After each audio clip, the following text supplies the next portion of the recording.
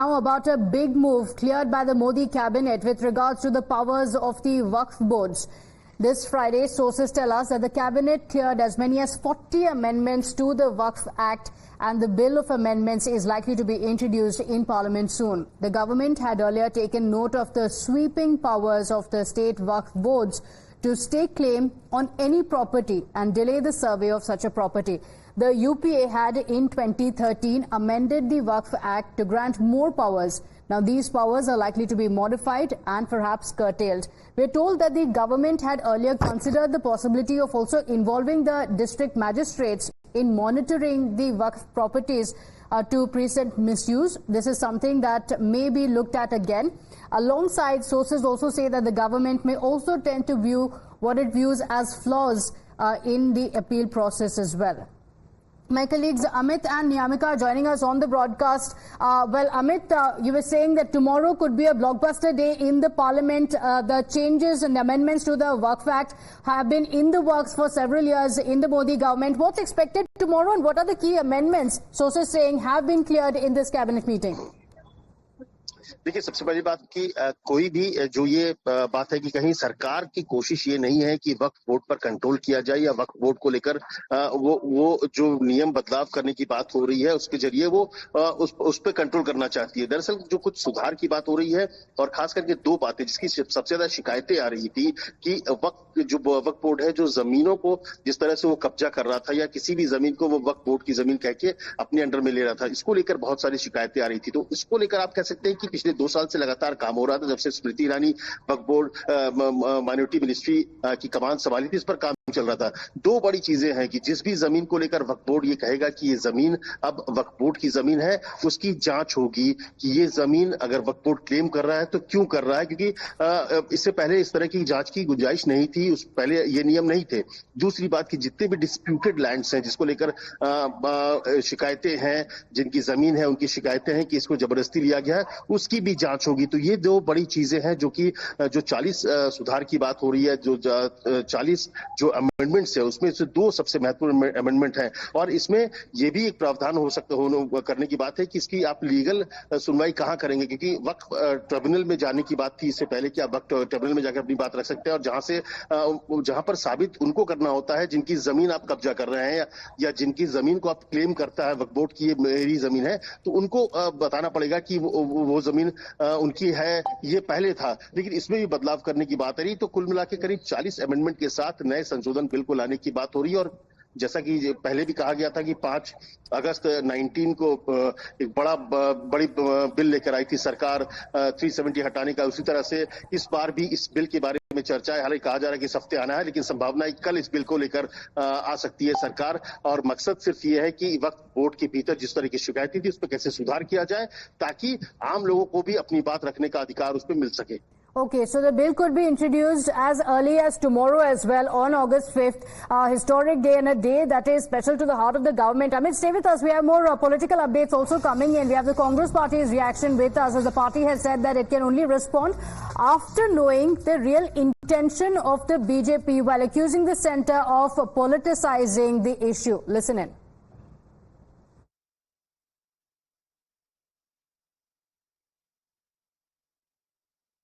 Issues with the management of the Waqf. It's not that there haven't been issues. Okay, there have been encroachments by people, there have been properties that have been misnamed as Waqf, as well as properties that are Waqf that have been taken over by people.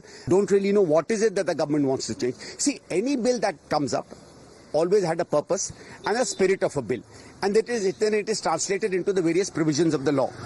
In this case, first of all, why does the government want to modify? What are the provisions they are bringing in? That is something we need to see. Problem with the BJP is that whenever they indulge in any administrative or legal issue or regulatory issue, when it concerns communities that they normally target because of their politics, especially their communal politics, we find that it is communalism and their political gain that becomes more important than the merit of what they want to bring in. And very often we have seen that. Let's go across to Niyamika for that update. Niyamika, what is the official stand of the Congress party? Sandeep Dixit says that yes, there are some issues with the powers. Remember, it was in 2013 in the UPA regime that sweeping powers had been given to WAF. So Sandeep Dixit saying that yes, there are some issues, but we need to look at the intent of the government, the NDA government. So what is the official stand of the Congress going to be?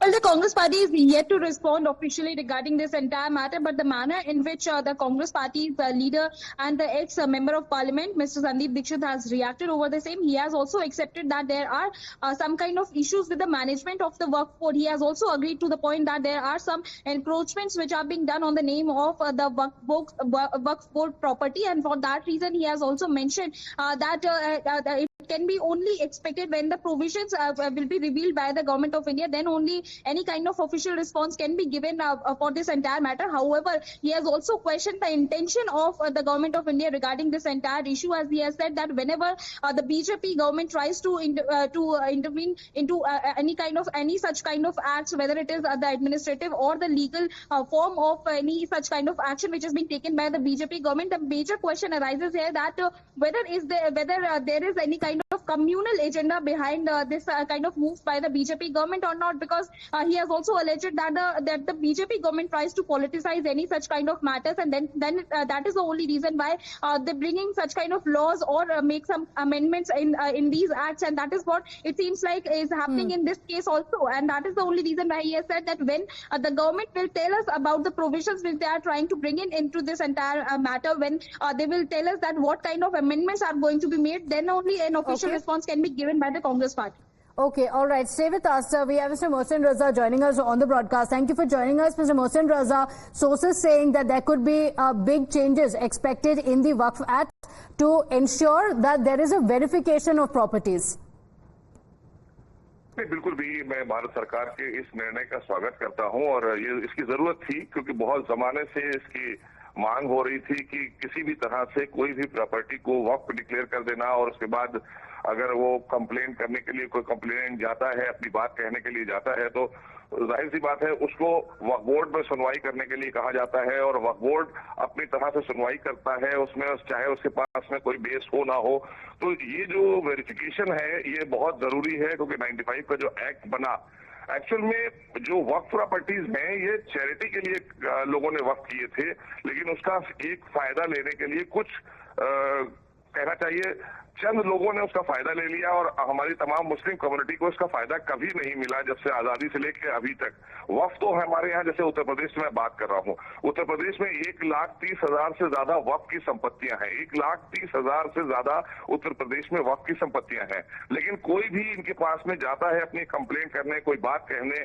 Suppose आपकी कोई property है और किसी ने फर्जी तरीके से वो पेपर देकर रजिस्टर कर दी है, तो अब आप जा रही हैं कहने के लिए कि मेरी प्रॉपर्टी है, इसको आप मुझे वापस दीजिए, ये हमारी है, ये वक्फ की नहीं है, ये हमारे एयर्स की है या हमारे पूर्वजों ने हमारे लिए छोड़ी थी। आप चाहे कितनी भी बात करिए, लेकिन वो वहां पर आपको परेशानी होती है, वहां पर जाकर कोई बात की सुनवाई नहीं होती है, और वक्फ बोर्ड अदालत बन जाता है। तो वक्फ बोर्ड कोई अदालत नहीं है, वो एक संरक्षित बॉडी है जो संरक्षण के लिए बनाई गई है कि वक्फ की संपत्तियों का संरक्षण करना है, वो दुरुपयोग करती है, और उसके बाद एक वक्फ ट्रिब्यूनल बना दिया गया है। तो वक्फ ट्रिब्यूनल जो बनाया गया है वो भी अपनी परेशानी ये है कि आप वहां के बाहर अगर जाते हैं तो अदालत कहती है कि आप वक्फ ट्रिब्यूनल जाइए, तो ये राजस्व से जुड़ा हुआ मामला है। तो इसलिए ये जरूरी है कि पहले सरकार के पास आइए, सरकार उसकी जांच कराएगी, और जब सरकार जांच करा लेगी, अगर आपकी संपत्ति है तो आदेश करेगी और उसके ऊपर कार्रवाई होगी। तो ये नियम बहुत जरूरी था, क्योंकि बहुत से लोगों को बहुत जरूरी है आप कह रहे हैं। Just a moment, I request you to stay with us. We have Fakhrul Hasan Chand also joining us. Fakhrul Hasan Chandji, what do you think of what the government is planning? We are told that there will be big changes to the Waqf Board Act. आज देखिए, Bharatiya Janata party की सरकार चुनाव के पहले से इस बात को कह रही थी कि वो वक्फ को भंग कर देगी, लेकिन चुनाव समाप्त होने के बाद जिस तरीके से बैसाखी पे सरकार है, ये सरकार हर उस काम को करना चाहती है जो सरकार के बहुमत की सरकार को बनाने में रोड़ा थे।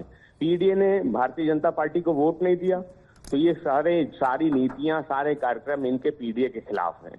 वक्फ की संपत्ति पे भारतीय जनता पार्टी की सरकार की पहले से नजर है, वक्फ की संपत्ति कैसे सरकार की संपत्ति बन जाए, इस दिशा में ये कदम है।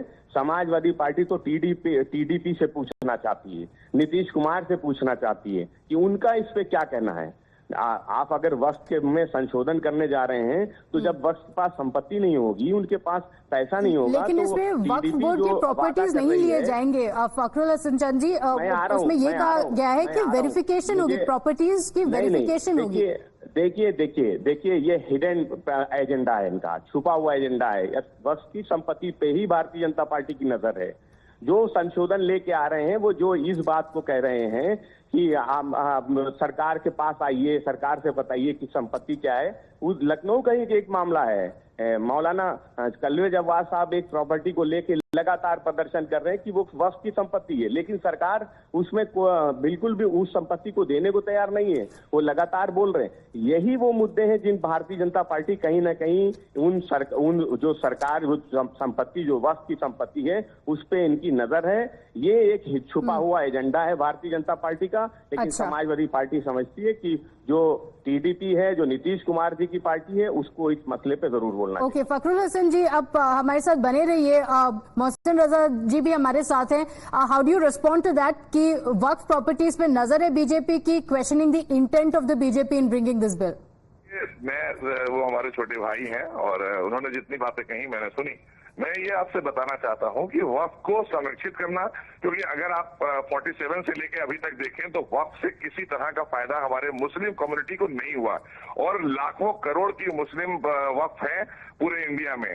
फायदा चंद लोगों को हुआ, जैसे अभी उन्होंने एक नाम लिया कि मौलाना कलवेज अब्बास साहब का नाम लिया कि वो प्रॉपर्टियों के लिए लड़ रहे हैं। तो वो लड़ रहे हैं तो अपने लोगों के लिए लड़ रहे हैं, वो अपने ही घर के लोगों के लिए लड़ रहे हैं। वो कभी जनता के आम आवाम के लिए नहीं लड़ रहे हैं वक्फ की संपत्ति को लेकर।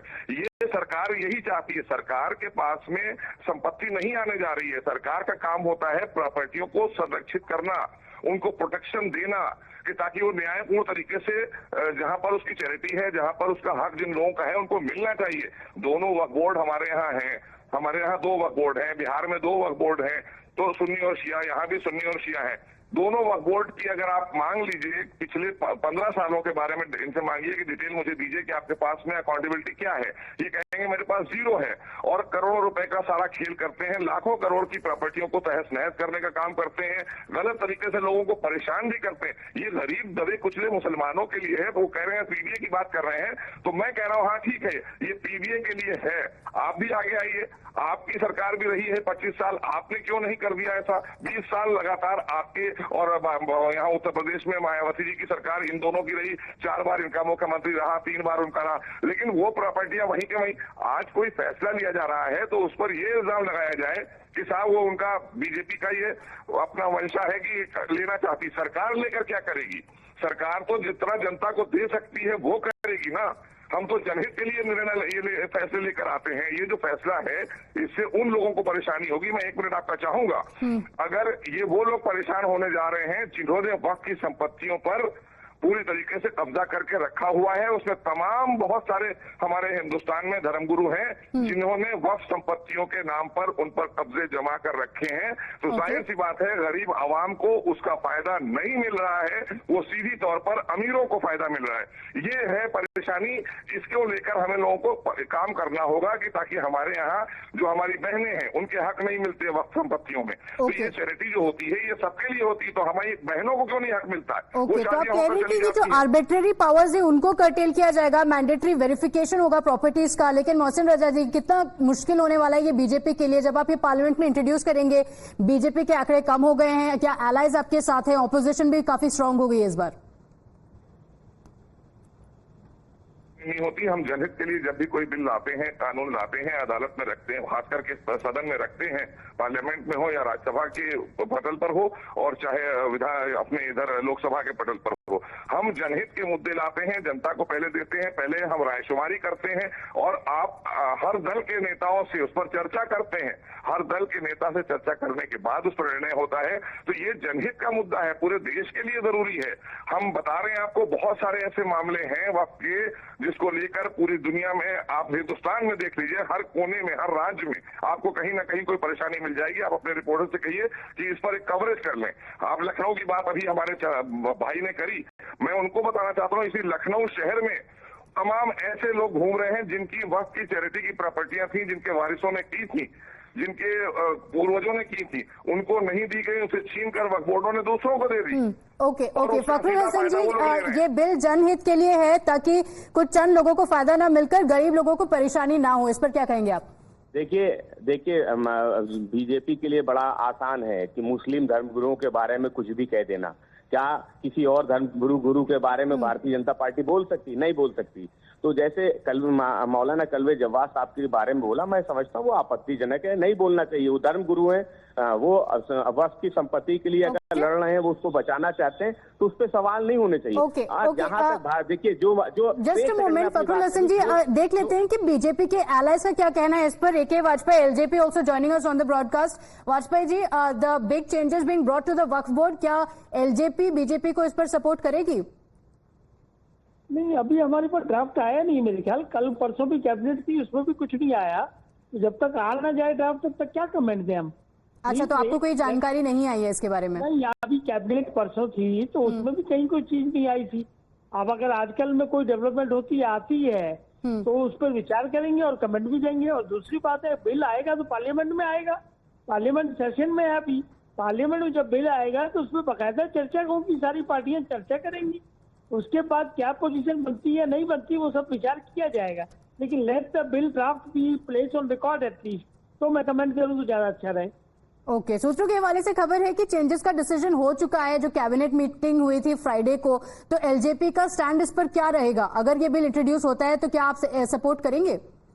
नहीं, I will not make any comment unless and until we receive the copy of the bill and we read it, and then we will make a comment. Okay, but for now, no information. All right. No information, because I am aware that the Friday cabinet meeting was there, but nothing has happened. Like, Okay. no such bill was there. Okay, Right? all right. AK Vajpayee, thank you for joining us. Thanking Mohsin Raza and Fakhrul Hasan as well for joining us with their perspectives. A lot of discussions. Interestingly, the LJP is saying, as an ally, we have not been informed about it. We've not seen the draft of this bill, so we are yet to comment on that. Taking a safe position, and so is the Congress party for now. Nyamika and Amit, thank you for joining us with those inputs. Quick break now.